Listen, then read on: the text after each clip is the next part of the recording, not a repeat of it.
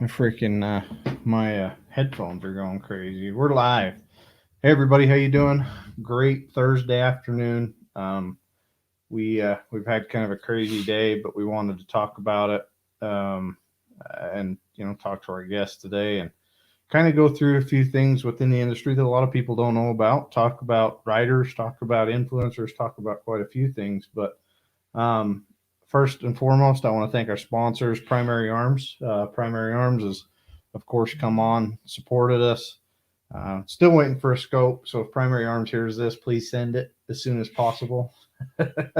But we appreciate them. Again, if you want to see a lot of different stuff, some stuff you might have been looking for, go check out Primary Arms. They might have it. You never know. Um, let's kind of get into it. Let's talk about this. I don't know how long we're going to go today, but if we can kind of get into it and go BSing about it. Brian's with me. Tyler's with me. How you doing, Tyler? Good. How are you guys doing? Good. Good. Good. Um, so with me, Brian McCombie. He's a writer. Some of you might have heard about him. Some of you might not have heard about him.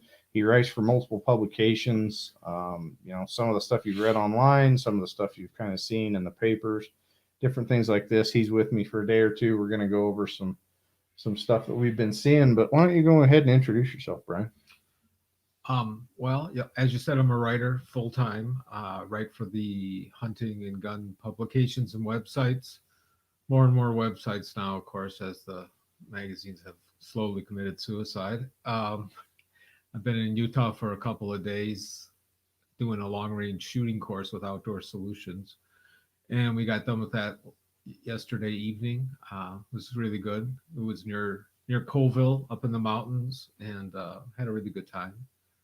So yeah, I'm back in Utah. Love the mountains. It's a great state. Yeah, I know we've kind of been talking outdoor solutions recently from long range tactics side of things. They do trainings. They got a new thing from kind of it's like field to table, teaching you Yeah. how to prepare meat, different things like that. So they've got some cool schools. Like if you want to go learn how to cook something, you can go there. If you want to learn how to go shoot long range, they've got classes like Brian attended.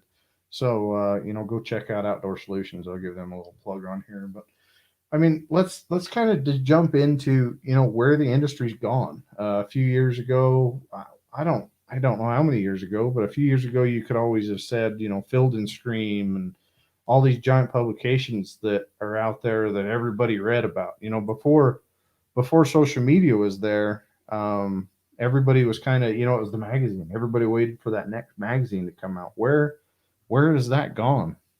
Is it still there?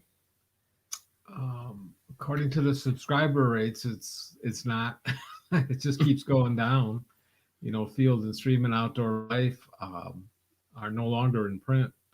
In fact, I just got an email about Outdoor Life's first digital publication, and unless something changes, those two magazines are gone.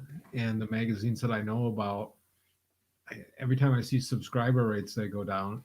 Every time I talk to the editors, they say, "Oh, it's going great. We're doing really well."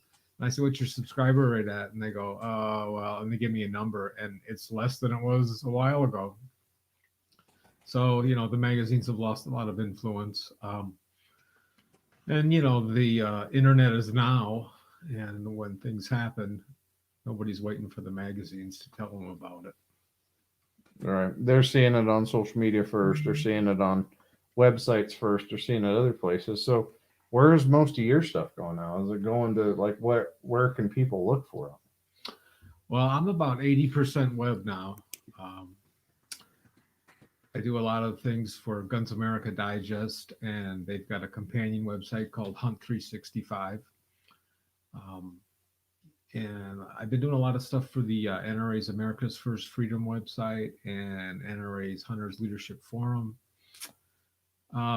Did a few pieces for Outdoor Life recently. They haven't come out yet. Outdoor Life Online. As far as print, I am a field editor for the NRA's American Hunter magazine. So I usually have a few stories in there a year and few to several pieces on their websites. And that's the main thing I do. I mean, I as far as print goes, I do a number of industry publications, trade publications, shooting sports retailer, hunting retailer, tactical retailer. And those pieces usually end up on the web too. There's this real crossover where even when you're publishing in print, most of the time it's going to end up on the web, at least for a while too. What and I guess that's the thing. Is it really changed? Are you still writing the same content? You're just writing it a different place, or has the content altogether changed? I mean, you used to have a lot of different things in Field and Stream and some of those, and what are people wanting now for written stuff? For me, it's actually opened things up a little bit as far as content. The magazines, and they won't be happy to hear this, but the magazines got locked into certain kinds of stories, and they only wanted certain things, and it got very kind of traditional. And the internet, the websites are generally run by younger people and people who maybe aren't part of the industry per se. They hunt and they shoot, but they weren't editors or writers necessarily. And so when I talk to them and say, hey, I want to do a story about whatever, they're a lot more open to it. I just give you one quick example. I set up this hunt in Texas. I hunt in Texas a lot, and I love hog hunting. And Silencer Co. had that intricately suppressed muzzleloader, the Maxim 50. And I set up a hunt at night with it, and I was going to put night vision on the muzzleloader and kill hogs at night with a suppressed muzzleloader. So I contacted a magazine editor and I said, here's what I'm going to do. Do you want the story? And he said, no.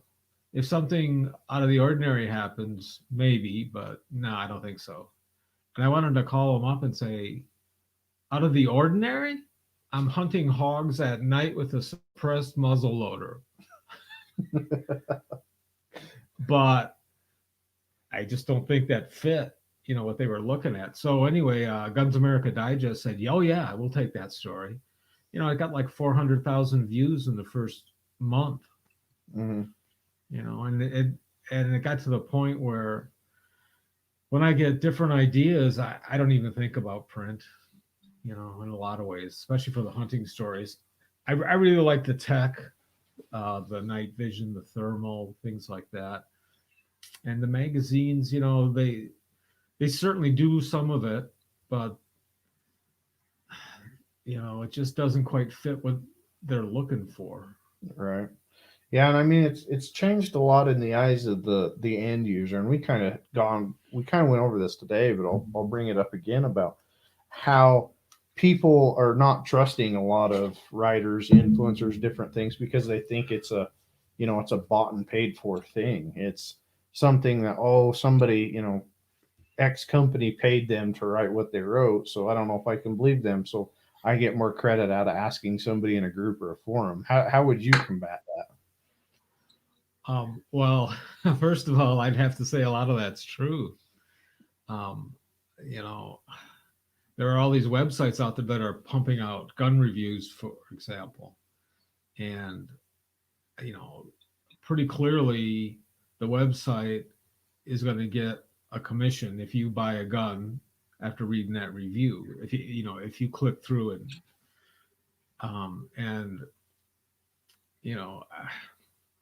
Yeah, I think it's good for people to be suspicious, and look up multiple sources, for reviews, for example, because there's a whole lot of people out there who are now writers who, last week were changing tires for a job. I mean, what's the qualification? As bad as I think the magazines often were and problems I had with them, there was a certain vetting process. You had to contact the editors and show that you not only knew something about the content, but knew how to write, and that you had some kind of credentials. You don't need that today.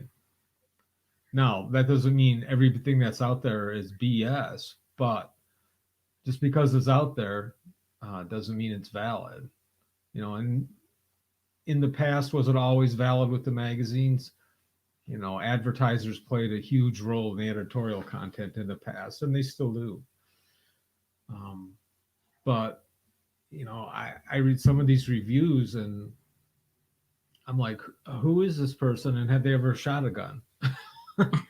Yeah, and that's I just lost my train of thought for a minute, but yeah, I mean, that's one thing we've done at LRT is we talked about this today, and I know it's something you do. If you test a product and it's not up to snuff, instead of going out and burning the company, you go back to the company and say, hey, look, this just isn't where it needs to be for us to release this product out to all of the people watching us, because we still want them to believe us in the end. So if we give a great review on some garbage, eventually they're going to just say, oh, he can't be believed.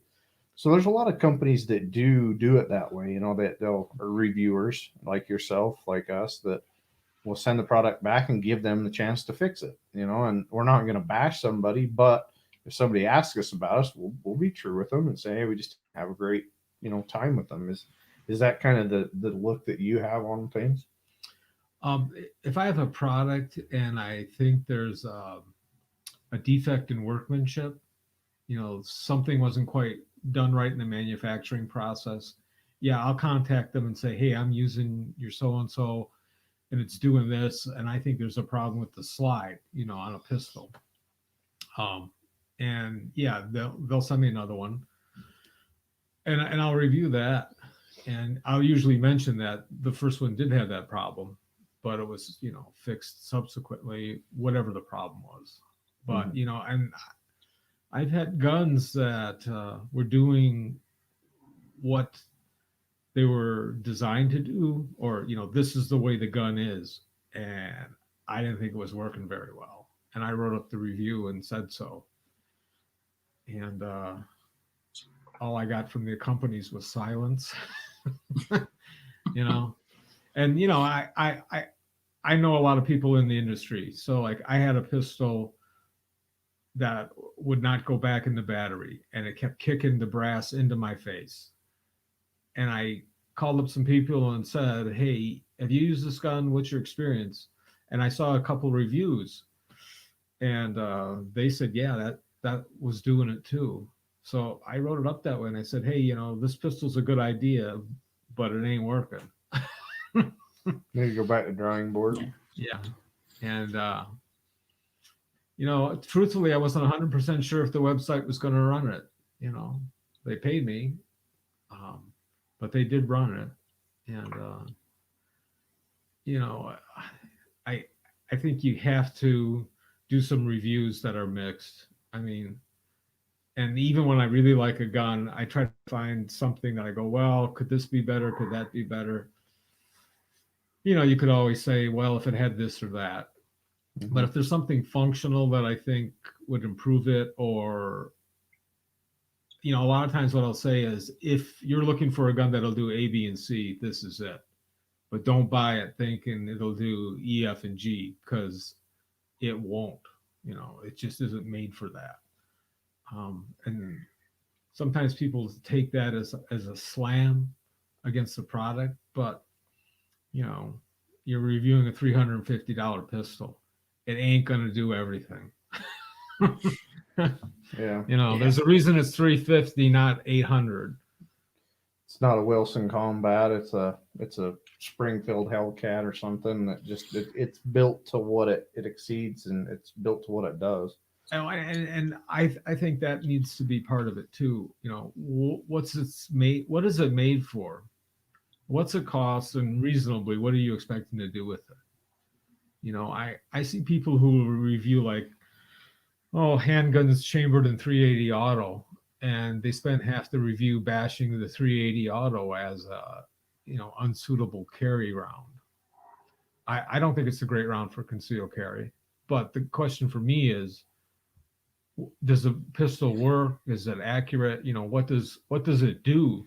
Not, is the chamber any good? If somebody wants me to write an article about 380 versus 9 versus 45, I'll do that. but I'm looking at the pistol itself. What can it do? What can it do? I remember reviewing the Remington RM 380, and I said, I didn't have any problems with it. It worked well. If you're gonna go water buffalo hunting, you ain't taking it. It's just and is it the kind of gun you want if you're a SWAT team member? No. But it's a little gun, conceals nicely, drop it in your tackle box, your glove compartment, it's always there. And, it does what it's made to do. It just isn't made to do a lot. Mm-hmm. Yeah. Yeah, and that's something I picked up. In the beginning, was I always was concealing 9 just because I knew how good of a cartridge it was. Mm-hmm. But it's like you said, I have a 380. Do I carry it? No, not usually. I mean, No. in my gym shorts or something, I do, because it's extremely light and it's what I can fit. It's what fits. It's what I can conceal. Right. That's what it is, and it has a purpose in there. And I agree with you 100%. I think a lot of that needs to be written in, because we still get the same old freaking question, like in the forums, the groups, all that kind of stuff is like, what's better, 6.5 Creed or 308? What's better, 308 or 9? 380 or 9? Different Right. stuff like that. So I agree with you 100%. That needs to be written into it. And it's amazing how many people don't write that into it. Like, you're comparing apples to apples. You're not comparing a race car to a frickin' Fiat or something. That's the whole thing. So where, I guess, do you see, the writing culture going? Do you see it going all, I know there are still a couple print magazines that are out there that are still doing okay. Yeah. Do you see them all going towards this way? And I know we kind of talked about being able to track it, because that's really the only way to track, how the hell people see your stuff. But what do you think? I don't think magazines necessarily are going to go away, but I just see them getting more and more specialized. One of the problems with the field and stream and outdoor life was not a problem 50 years ago, which was it was hunting, fishing, camping, gear. Now it's if you're going to have a successful magazine, it's going to have to be long range shooting, not long range shooting and camping gear. Right. That's not making it. So I see the audiences getting more and more segmented, and part of that is the influence of the web. There are a lot of people who are tooling around on the web, but they're looking for very specific stuff. They're going on there to find out a gun review, and one of the downsides of the magazines going away that I see is there's less and less storytelling. When I was a kid, reading Outdoor Life was fun because you could read those stories about hunting in Africa, and kind of think about it and dream about it. There's some of that on the web, and I think there's more of it coming, but the web tends to be more tech gear oriented. One question I get asked a lot, how do you do what you do? Because a lot of people would love to review stuff. They would love to write stuff. Give kind of your background. Like, how did you get into this? Like, how did you decide you wanted to write stuff on guns? Well, like a lot of things in life, I had a lot of ideas, and it hasn't come to fruition. I thought about doing different things in my life, and if you had said, okay, Brian, at 61, you're going to be a gun writer, doing a lot of long range shooting and killing hogs in Texas as much as possible and doing all that stuff and writing about it, I would have said, no, hold it. That's not the plan.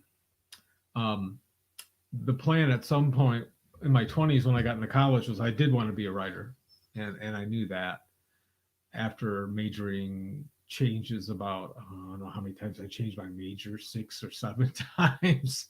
Started off in engineering, went to business, went to this, went to that. I was actually going to go into geology, and I really liked it. but I was already trending towards the English classes that I really liked. And then I hit Calculus 1. And that kicked my butt. And I said, no. And so I did want to be a writer. I went to college, got an English degree. Then I went to graduate school, got a graduate degree in creative writing at Wichita State University. And I got out and I was teaching at the university level in Kansas. And, I liked teaching. Teaching was okay, but it was always I was teaching to make enough money to live, and I was going to break off and be a writer, and I was writing things and sending it out, writing short stories, working on a novel and doing all those things. But I wanted to freelance too. And I was sending out those kinds of ideas and was getting a few hits now and then. And I taught for about 4 years and, I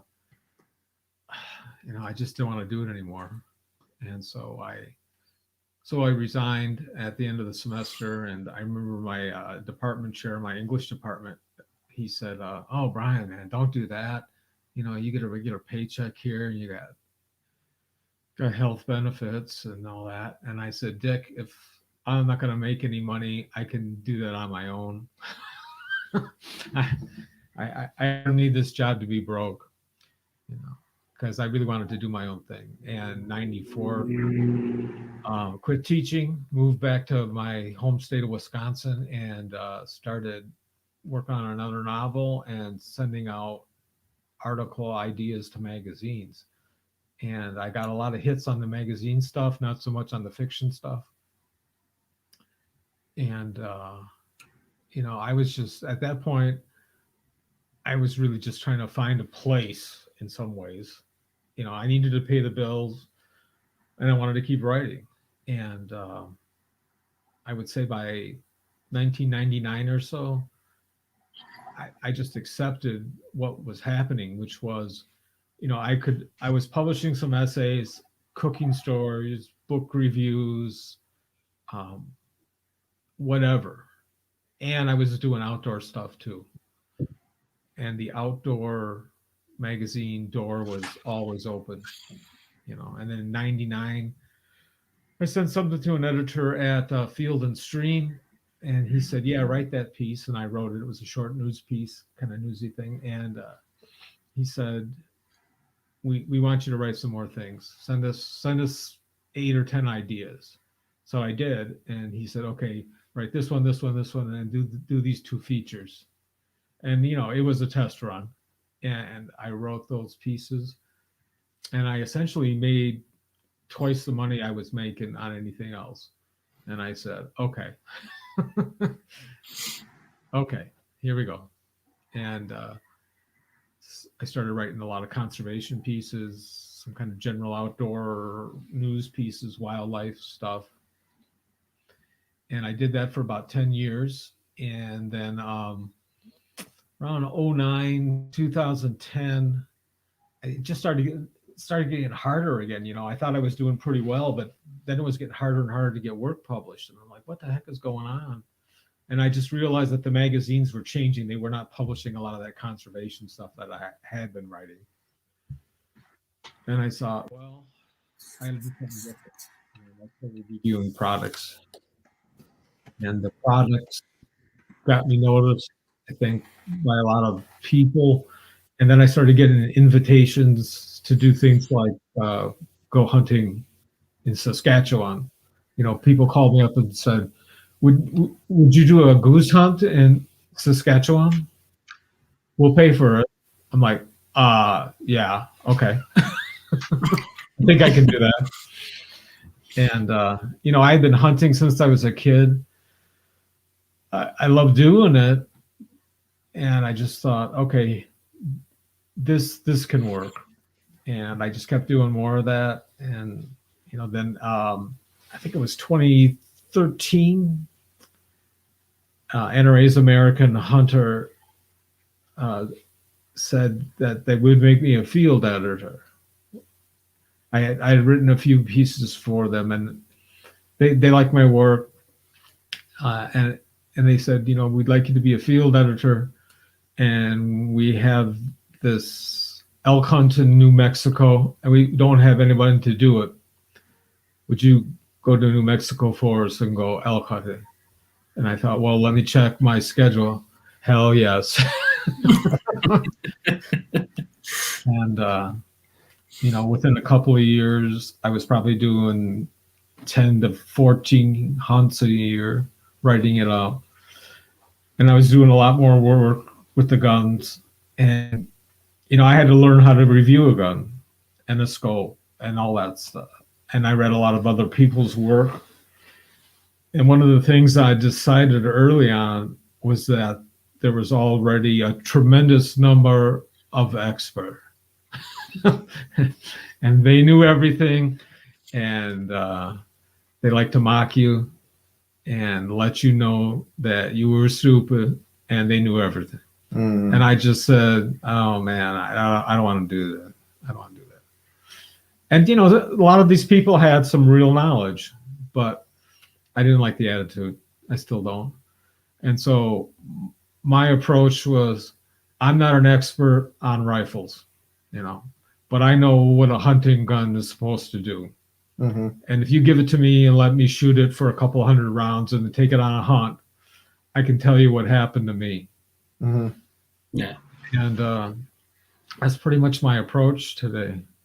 And sometimes I run into this attitude where people say, well, we don't care that you went to the shooting range with this pistol. And I tell my editors, well, who do you think is reviewing it? That's I'm part of the story because I want people to know I actually used the thing. Mm-hmm. I've read gun reviews where I guarantee you the people did not shoot the gun. I don't care what anybody says. They did not shoot the damn gun. Mm-hmm. Yeah.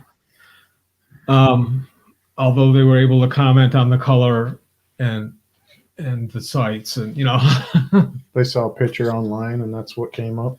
Yeah, and it looked pretty to them. Yeah, or it looked horrible. I've seen people rip up guns because they did not like the way it looked. Well, that my take is, I used it. Here's what I found. Yeah. So you can. Oh, go ahead. So, Brian, what do you think the impact like YouTube has had on written articles and actual magazines, websites, getting products to review? All the YouTubers out there.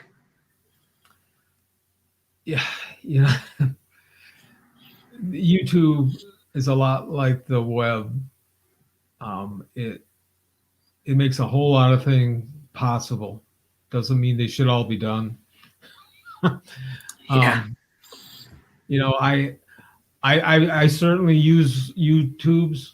I've seen some really good ones, but when I'm looking for something and maybe trying to find some background on a rifle or something, or a scope, and I see, okay, here's a YouTube on this rifle, 32 minutes long. No. Way too long. No. 8 minutes, boy, you better be good. Give me 4 to 5 minutes, and usually you can tell within the first minute if they know what they're doing. And I don't just mean the gun. I think there are a lot of people who really know guns and know hunting, but they don't know how to tell the story, because it is a story. It is a story. I got the gun, I shot it, here's what happened. Now, I don't need to know that it came in a box and you opened it, but I hear that a lot, and when I'm watching a YouTube and I see that, and I go, oh no, I'm sorry, because we're halfway into a 5-minute YouTube, and they've got it out of the box, and they know how to load it. No, some YouTubes are really good. I think it's one of the reasons it killed the magazines too. Yeah. Because it was personal. It is personal. I had this gun. Here I am. Are we gone? Yeah. You're still here. Okay. You can just look at mine. I don't know what happened over there. Something died or something happened. Oh, technical So difficulties. I think the YouTube's part of the appeal is the personal. It's no longer the purely technical look at it. It's some guy who used it or some woman who did whatever, and she used it and says, "Here's what I found." Yeah. So I've noticed a lot of influence editorially. I don't know. I know one of the influences though that has happened in my segment of the industry, which is, you know, I work with a lot of marketing people, getting new products, for example, and one of the things that's happened is I get calls all the time from marketing people. They say, "Do you know so and so?" And I say, "No." And they say, "Well, they want us to send them our new scope for a review. Are we going to get that scope back?" I go, "Oh, I don't know. I don't know the person, you know." And it's actually made it a lot harder to get products because people are kind of leery. They don't know. And you know, and the other part of it is this whole industry is in a big transition. You know, for decades the shooting sports industry has been stuck in 1965 in a lot of ways.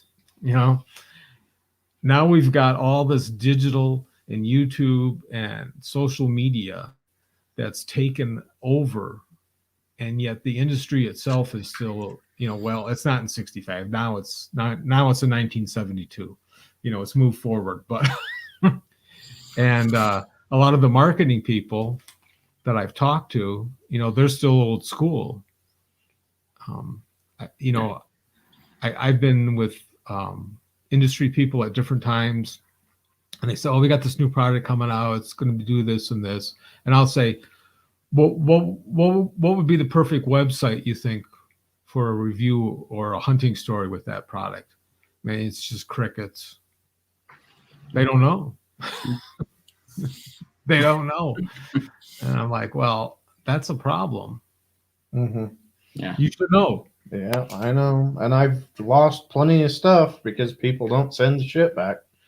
It's just how it is. You know, I've still got a few pistols that have disappeared and I don't know where they went. And that's one of the hard problems with, and I think that hurts everybody, because if there are those people out there doing that, then what's to say they're doing, you know, it to everyone else? And I wish somebody would go out there and just create a list of these guys and gals and put it out there for everybody to see. Like, these people don't send stuff back and they don't do anything. And it sucks that you have to do that, but it's just human nature. It is what it is. But I mean, I kind of want to talk about, you know, reviews in general. How, in your opinion, how do you even tell if it's worth watching? Like, I know we kind of talked about this today, but you said something about watching multiple reviews. Don't just watch one review, watch a bunch of reviews. What's your take on all that? I think you have to look at multiple reviews if you're going to buy something, especially if it's, you know, big money. The digital space has almost no filter, so anybody can be on it, which is really great and democratic. And I think it's opened up a whole lot of opportunities, and it's going to give a whole lot of people chances they never would have. But it also means a whole lot of people who have no business doing it are going to be there too. And that's just, you know, that's life. Hey, I get free shit type thing. Yeah. Yeah. and I'm selling it tomorrow. Yeah. I got free and it's going to be on Gunbroker or something tomorrow. Yep, exactly. And, you know, I mean, you've got to be discerning, I think. You know, I mean, you're the one spending the money. So, yeah, you need to read a couple of reviews and look at a couple of YouTubes and start evaluating. You know, don't just if you're going to be passive, just look at one review. Yeah. But you know, if you're going to approach it critically, you know, look at several and just kind of evaluate the people. But you know, it's like television. Television's a very potent medium. Mm-hmm. So many people just see it and they just absorb it. And the assumption is it's true. you know, and it's often not. And I think, you know, people owe it to themselves to be a little more critical on these things, and, you know, whether it's politics or social problems or what kind of pistol are you going to buy. Mhm. Yeah. What, in your opinion, give me like 5 people that someone in your opinion that you've seen that have done great reviews that people should watch. Like if they want to learn about something, who would be some of your top 5 in your opinion? You're talking about YouTube's? No, just like people in general, people People in to general. to listen to, the the JVBs or whoever, that everybody should be paying attention to. In the space that I'm kind of in, one of the people would be Tom Beckstrom. Tom's good. Tom's a good guy and he knows his stuff. Whether it's the tactical or the hunting. Mm-hmm. Richard Mann certainly knows his stuff about guns and ammunition and does a whole lot of hunting. Yeah, Matt Richards a good dude too. Yeah. You said JVB. Mm-hmm. Joseph Von Benedict. Joseph Von Benedict. Guy knows his stuff. Yep. He's a good guy too. I've hunted with him before. Okay. Should it be a little? Yeah, now you can. Now I can look over here. Now you can hear your headphones too. Yeah. Who else? There's certainly a lot of people I read. Now I'm blanking on names, but for ammunition, he's going to be mad at me that I'm forgetting his name. What's the phrase? Yeah. Echoing again, dang thing. There we go. Here we go. We're good. We're good, folks. Okay. It's for ammo. Yeah. He lives in New York. How does somebody in New York get ammo? I assume they smuggle it in. California. It's like, holy hell. Underground Railroad. Yeah. His name will come to me. Ammo. Who does ammo? I feel like an idiot now. It'll come to you, especially when we're not doing anything, I'm sure. Yeah. Well, I mean, there's a lot of good people out there. I don't want to say that, there's only like 4 or 5 people doing good stuff out there. Mm-hmm. Not true. There's a number of good people. And for gear, I really find that the NRA websites are very good.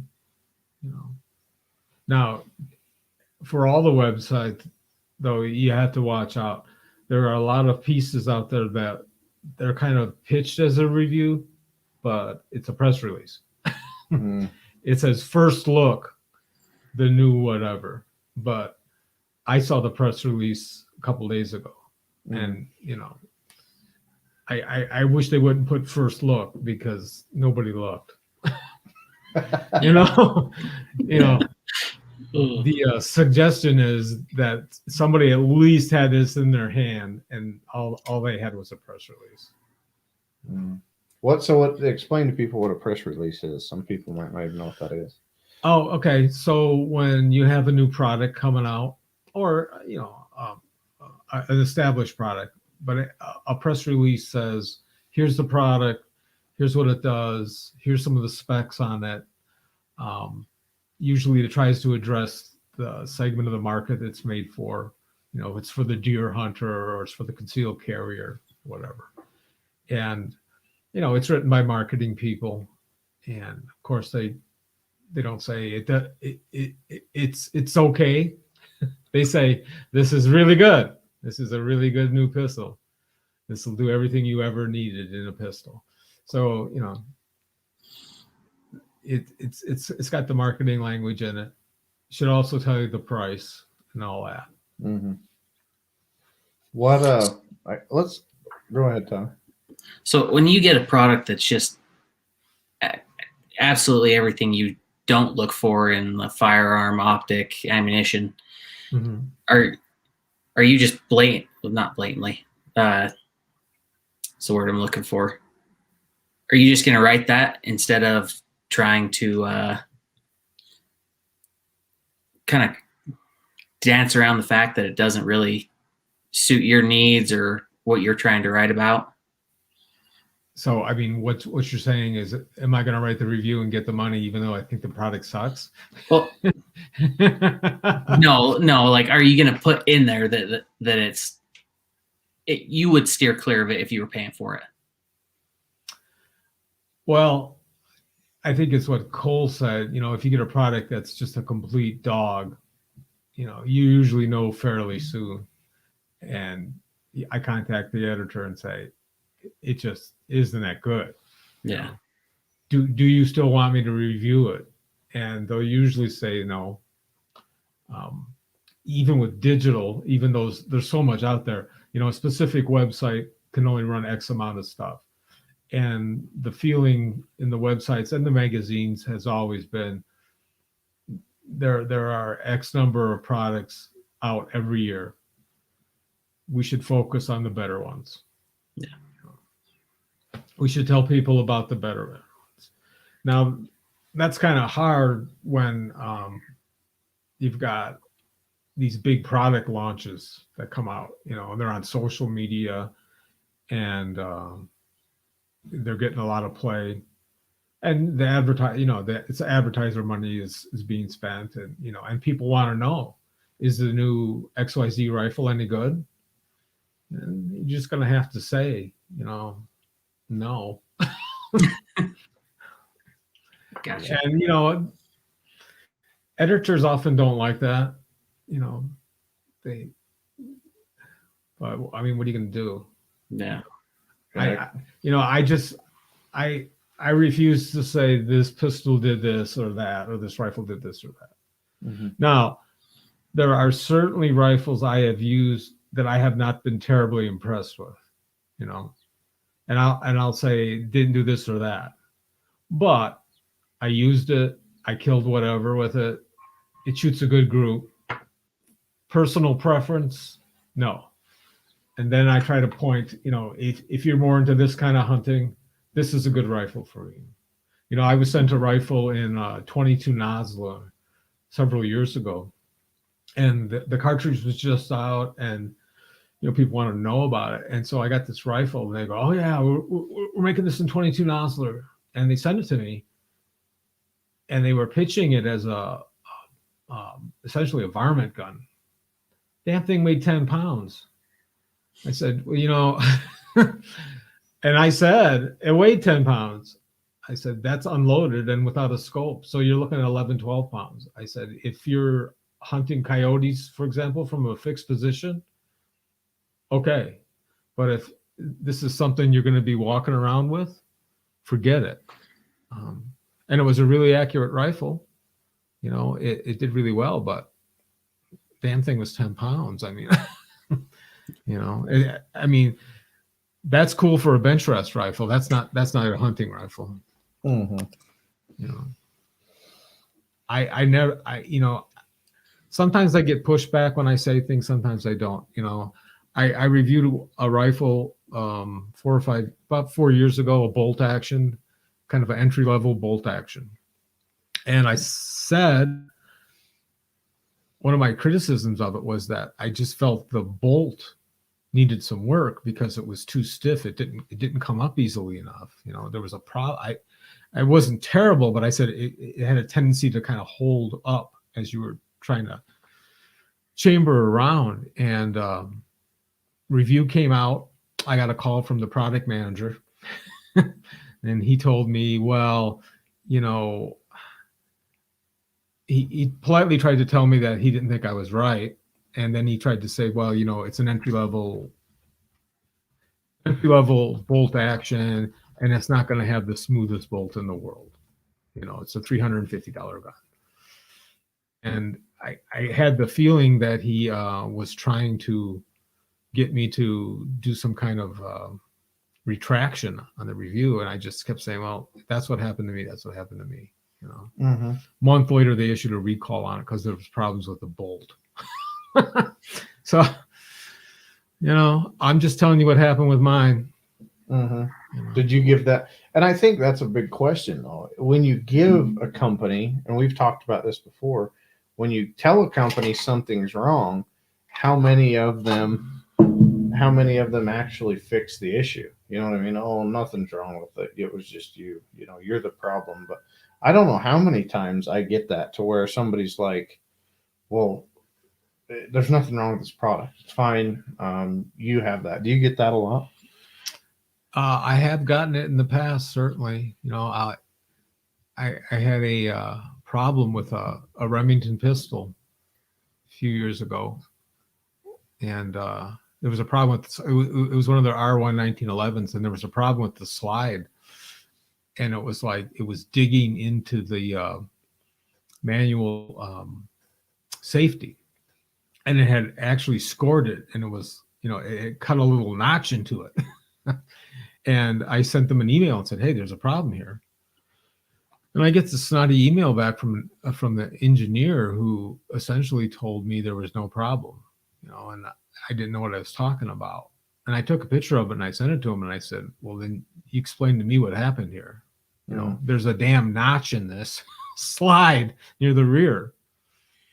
And he never got back to me.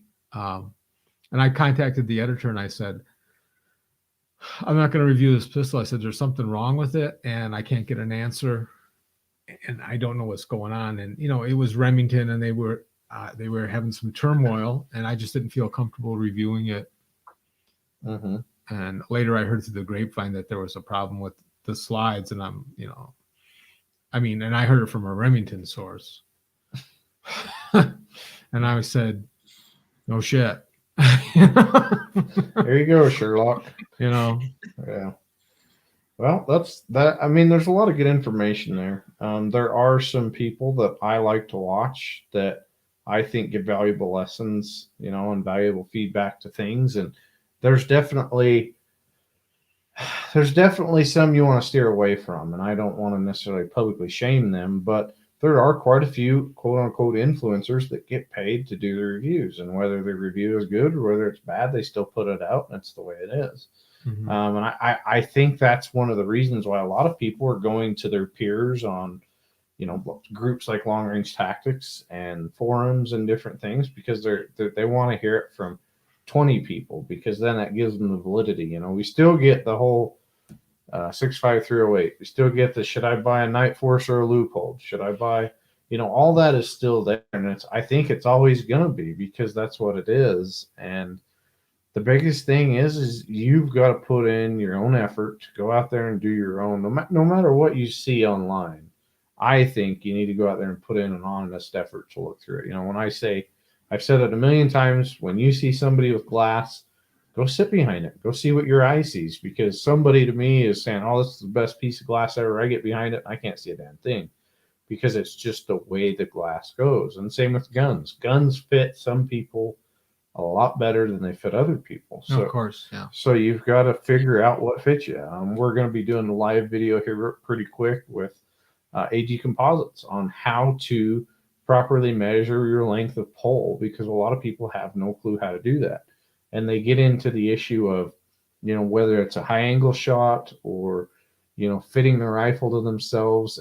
And chassis are really, really good at being able to fit it to yourself. But do you know where to set that chassis at is the question. And that's the biggest thing, where to check, you know, set your cheek weld and stuff like that. So we're going to be doing that pretty soon. Tell us about a couple of these hunts you've been on recently. You've been on some, I'm still envious. You've been killing some stuff in Texas, shot some pigs with the boring. What's been going on? Yeah, I was in Texas end of February, early March, and I had a boring rifle, party starter rifle in 6.5 PRC. Mm-hmm. And I had the new Burris thermal scope on it, and did some night hunting, killed 4 pigs with it. It was a lot of fun. The rifle was great. It's a real thumper, accurate as hell. I mean, I was shooting half-inch and better, you know. And actually, the Burris thermal worked really well too. And I have to write that up for. I have to write both of those up for Guns America Digest. Pigs are my favorite, so anytime I get a chance to hunt pigs, I'm usually doing it. Last December, I had a really good hunt in West Texas with let's see, the rifle I was using was the Springfield Armory Waypoint 2020, and I had that in 6.5 Creedmoor. And it was a mule deer hunt, and I was there for 5 days. And it was a ranch I've hunted before, Hargrove Hunts. They do a really good job, and I knew the property pretty well, and I knew the people. They're good friends. And I went there, and it was like unbelievable. I killed 10 animals, 5 hogs, 2 coyotes, 2 aoudad, and then I got the mule deer. It was like, we'd go out and we'd see this and that. And he goes, well, do you want to weigh it? I go, no, there's a pig. I'm killing it. It needs to die. And now, and it was a great rifle. I used to do Leupold VX3. There's something VX3 something. I can't remember the rest of it, but it's a really nice scope. It's a lot of fun. I mean, it was 5 days out there. We did a whole lot of hiking up and down these canyons. People often think Texas is flat and dry. West Texas is canyons, and yeah, it's dry, often dry. Lots of mesquite and cactus. Just some great countryside though, and got to hike it. And got lost about 8 pounds on that trip, even though I ate like a pig the whole time. working those carbs and calories off. Yeah. And, I've had some really cool hunts over the, several years. I got to do a woodland caribou hunt in Newfoundland with Mossberg several years ago. That was really great. It's just beautiful country. And, I got off the plane at 11 o'clock in the morning, and by 6 that evening, I had a woodland caribou down. I was just like, wow, what am I going to do for the next 4 days, 5 days? Well, coyote hunting. Well, no, I had a moose tag too. And so then I spent the next 5 days, I guess. We were looking for a moose, couldn't find one. So it was like, but it was awesome country, great place to be. I've done a lot of hunting in Texas. As I said, I really love hunting exotics. They really don't get enough attention in the magazines or the websites. The websites more so, but a lot of people, if you say you're going to go hunting Texas exotics, like axis deer are really great. And they go, oh, high fence, it's going to be a game farm. They're going to pull it out with a rope and you shoot it. There's all kinds of free ranging exotics in Texas, and really great hunts opportunities. Axis deer are great. I've hunted axis 3 times. Last time was with Trijicon 2 years ago. It's the best meat ever, I think. Axis deer? Yeah. I need to go shoot one. Yeah, I thought elk was the best until I ate axis. You eat nilgai? I've heard nilgai's really good. Nilgai is really good too. It's probably about as good as axis. Sweet. Yeah. They say it's a lot like pork? Not the stuff I had. It was like kind of like a sweeter beef. Well, we appreciate you stopping by. I mean, we've learned a lot. We've talked about a lot of stuff. Just kind of recap. If you're going to go out there and you're going to look at a review, or you're going to go read something, check a couple sources. Go watch Brian's stuff, because he writes the stuff that you want to hear. He's told me some of the stuff, some of my clients, it sucks, and some of it doesn't, and we go back to the drawing board. We try and fix it. But that's the thing is, you try and follow people that you want to trust and everything. So if somebody wants to follow your kind of work, where's like the top 3 or 4 places they can go find it? First, I remembered the name. Guy's name is Phil Massaro. Oh, okay, Phil. He's really good on the ammunition side of things. He does a lot of hunting too. Mm-hmm. He's a quality writer. If you see Phil's stuff and he tells you this or that about the ballistics, it's on. Guns America's Digest. I'm usually got something there twice a month now. And they have Hunt 365 too, which comes out once a month. I'm usually in there every month, although it wasn't last month. America's First Freedom. I've been doing a lot of pro Second Amendment writing lately, and I think we're coming up for some big fights on that.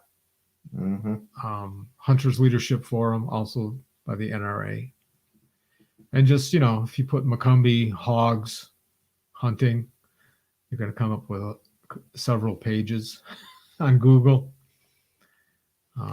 And, just gun reviews in general, too, if you put McCombie handguns or whatever.